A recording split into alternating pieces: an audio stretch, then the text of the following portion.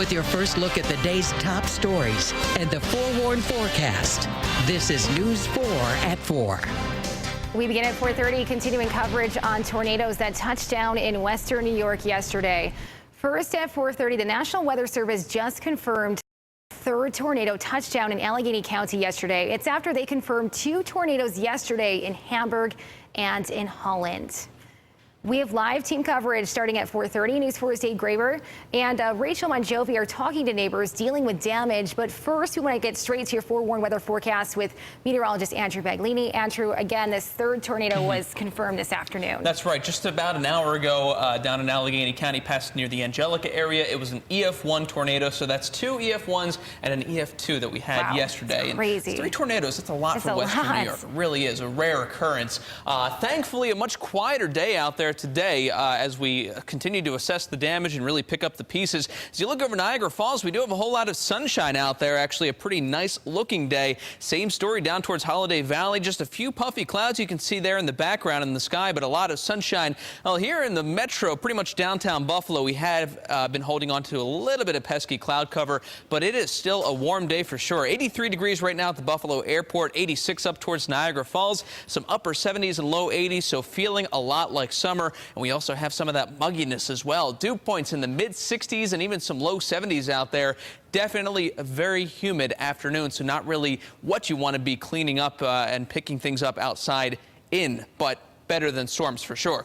Satellite showing a very calm picture right now. We do have some puffy clouds, though, passing through the southern tier. Nothing showing up on our radar. But as we zoom out, you can see our next weather maker, that batch of rain back towards Wisconsin, slowly heading our direction. But that is round number 1 of showers and storms moving our way this weekend. And that will be arriving tomorrow afternoon. There's a focus down in the southern tier, mainly towards the Pennsylvania line into McKean and Potter counties in Pennsylvania for some strong to potentially severe thunderstorms. The rest of the region, some spotty showers, but we should have a lot of rain-free time as well. As far as tonight's concerned, we are mostly clear with maybe some patchy fog. Otherwise, a mild night. Temperatures in the low and mid 60s. Coming up in your full forewarned forecast, we'll talk more about the Saturday storms and the potential for even some severe weather on Sunday. Lots to get to coming up in just a few minutes.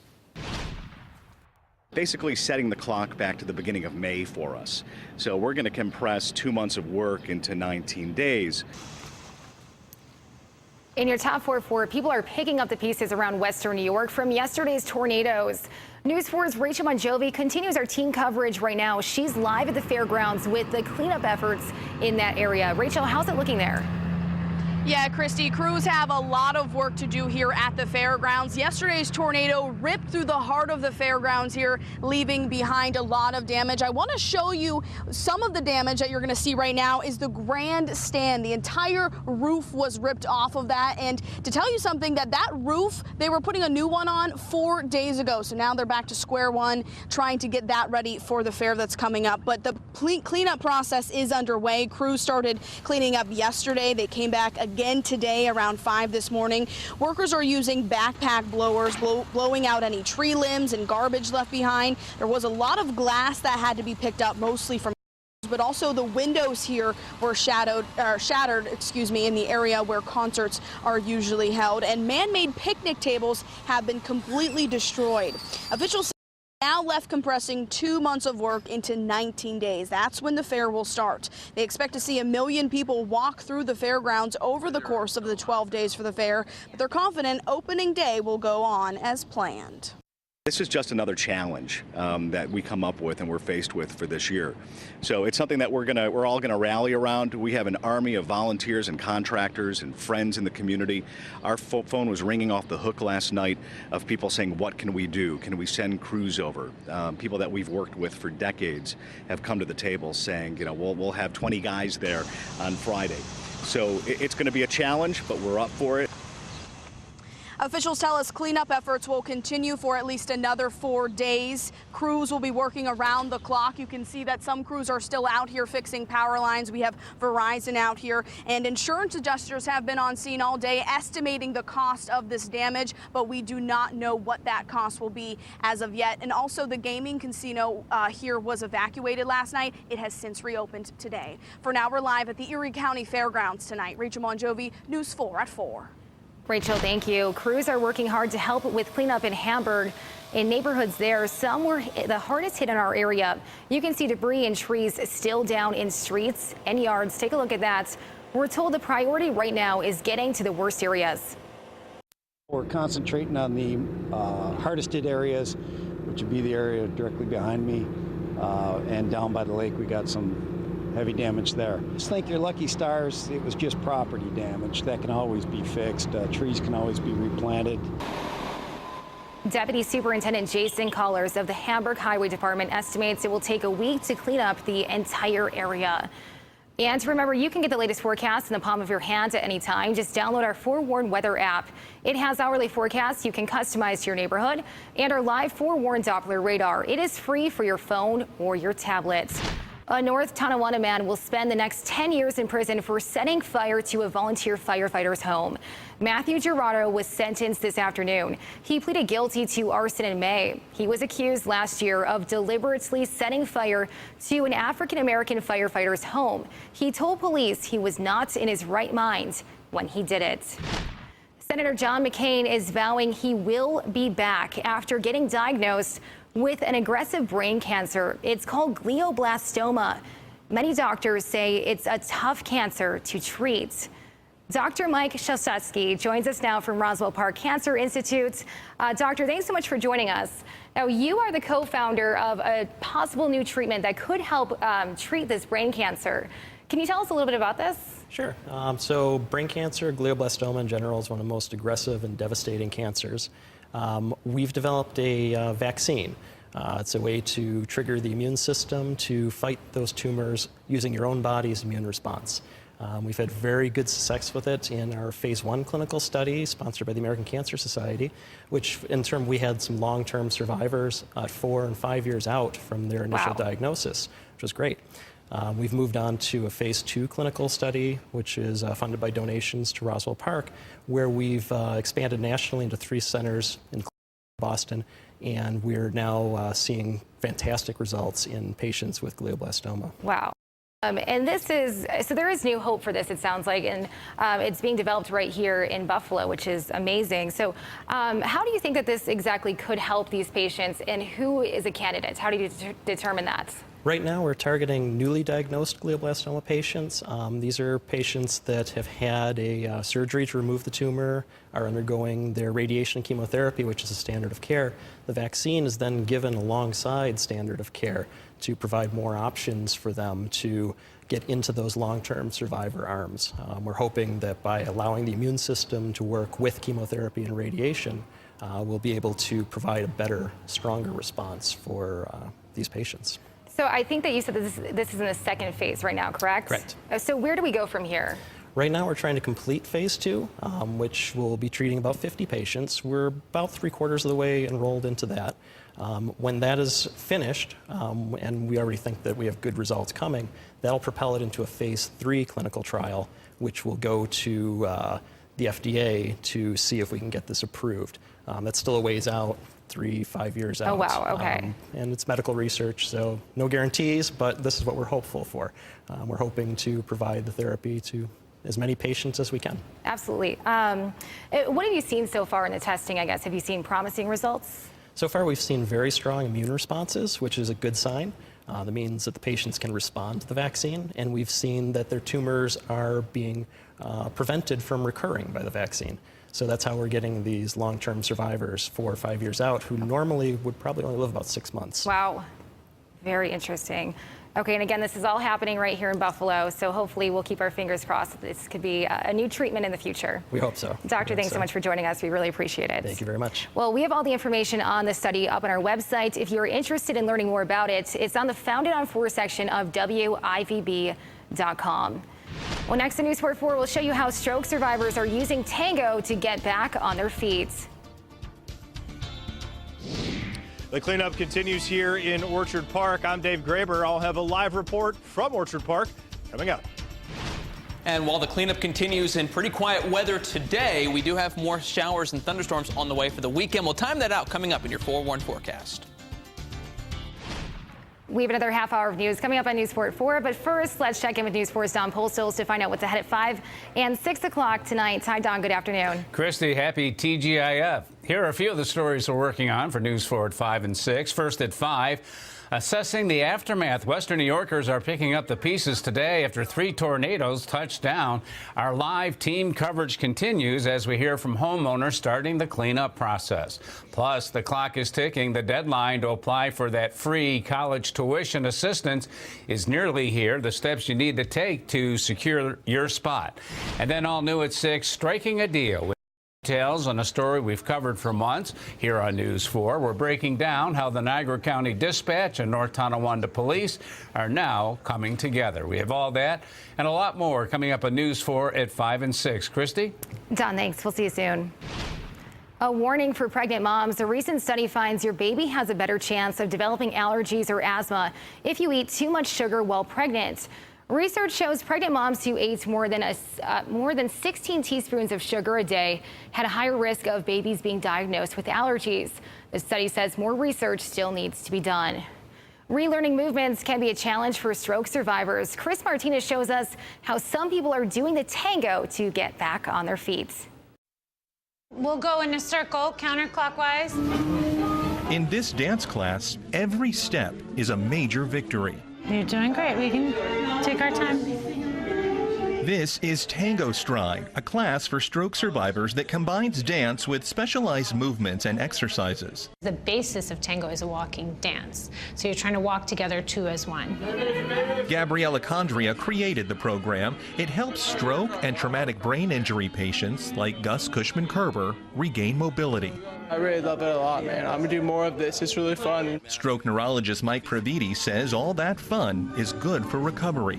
The beauty of Tango Stride is that you're sort of forcing people to rewire, to do something new, to learn a new skill. Even if you haven't had a stroke, learning a new skill is one of the best things for the brain. Yes, good. The class is also having a bigger effect for dancers. It's also really about their confidence, and then that is like a ripple effect into the rest of their life. Bend, bend, bend. Barbara Winters has survived 3 strokes and says her doctor has seen a difference since she started dancing. 2 things that he's noticed improved is my balance, and he said, and you're really strong, surprisingly strong. Strength she and other survivors are regaining here, one step at a time. Chris Martinez, CBS News, Seattle. Turning back to forewarned weather, we are checking back in the South Towns where people spent the day cleaning up from yesterday's tornadoes. This is a live look at some of the damage in Orchard Park. Take a look at this. A lot of areas there still a mess. You can see a lot of trees down in that yard right there. News 4's Dave Graber is there. He will have a live report for us coming up in just a couple of minutes. But first, let's go ahead and check in with forewarned meteorologist Andrew Baglini for a look at what we can expect coming up for the rest of the weekend. Obviously, Andrew, today was much different when you compare it to that video that we just saw from yesterday. Yeah. It's absolutely crazy how much things can change in just a day. That's what we needed, a day to assess the damage and a day to clean up. And the weather has cooperated. It's pretty muggy out there, but the weather's cooperated. It's fairly quiet. The thing is, getting into the weekend, we do have a couple of opportunities to see more showers and thunderstorms and even the potential for some severe weather in the southern tier. We'll get to that in a moment. I want to start off with the 3 confirmed tornadoes we saw from yesterday, an EF1 and an EF2 in southern Erie County that we've been talking about near Hamburg, near Holland. And then we had that 3rd confirmation just about an hour ago, a little over an hour ago in Allegheny County. That was the one near Angelica. And we had a lot of reports of damage and a lot of photos and videos. And thank you for that. Of damage, and indeed an EF1 tornado. Estimated time around 1:40 yesterday afternoon. That moved just east-southeast for about 4 miles before it dissipated. And a lot of the surrounding area even saw some severe thunderstorms and damaging wind gusts unassociated with the tornado. Much different picture out. We have a look over Buffalo from our One Seneca camera. A little bit of cloud cover around Buffalo, but for the most part, we have had a warm, dry day, and in a lot of areas seeing a whole lot of sunshine. 83 degrees right now here in Buffalo, 86 up towards the falls, feeling like the middle of summer, certainly upper 70s and low 80s down around the southern tier. Those dew points as well back into the 60s, and that is certainly some muggy air. We even have a few 70 readings out there, so feeling the humidity, and that will be the case through your Friday evening. Good news is we have no wet weather for your Friday night plans. The radar is clear. The satellite just showing some puffy clouds through the southern tier and some pesky cloud cover here around the metro. That is expected to sort of diminish, and we'll have a little bit of clearing tonight before the next weather maker arrives. Now, there's a series of 2 disturbances that we're tracking for this weekend. This is number 1, crossing Wisconsin right now, moving our direction. It'll be moving through Michigan tonight and arriving here tomorrow afternoon. Now, the storm track is expected to move to the south. So the Storm Prediction Center has the southern tier and a marginal risk. That's a low risk for severe weather. Better chance along the Pennsylvania line, but especially down in the McKean and Potter counties. Could see some heavy downpours, maybe some damaging wind gusts as these storms roar through. But the good news is for folks north of that area, the Metro, Niagara, Orleans, Genesee, and Wyoming counties, while we could see a few showers, there's a better chance that we'll have a lot of dry time and not quite as heavy of thunderstorms. So if you have any outdoor plans, don't cancel them, but we'll have to keep a very close eye on the sky through the afternoon. Then as we get into Sunday, round number 2, and this is really a late day thing, afternoon and evening as these storms pop up, but there is a better chance to see some of those stronger storms. Marginal risk for all of western New York and a slight risk in the southern tier, including the area that did see that tornado yesterday in Allegheny County. So we have to keep a close eye as these storms develop, especially late in the day on Sunday. All right, let's time everything out with a look at your hour-by-hour forecast. Mainly clear for tonight. No need for the umbrellas for your Friday evening plans. We'll see increasing cloud cover into the overnight hours, maybe a little bit of morning fog. But we should be dry as we start things off Saturday morning. Getting into the afternoon is when we have to watch out for some pop-up showers and thunderstorms. But the bulk of it associated with that disturbance moves off to the south. Could see some severe weather down in McKean and Potter counties, maybe even a few strong thunderstorms moving through the southern tier. Again, better chance of some dry weather to the north, but again, there's still a chance for a few of those showers to pop up. So it's not an entirely dry day. We'll clear things out later Saturday night. We'll actually get some dry time from Saturday night into Sunday morning, maybe even waking up to some sunshine. But that sunshine will work to destabilize the air.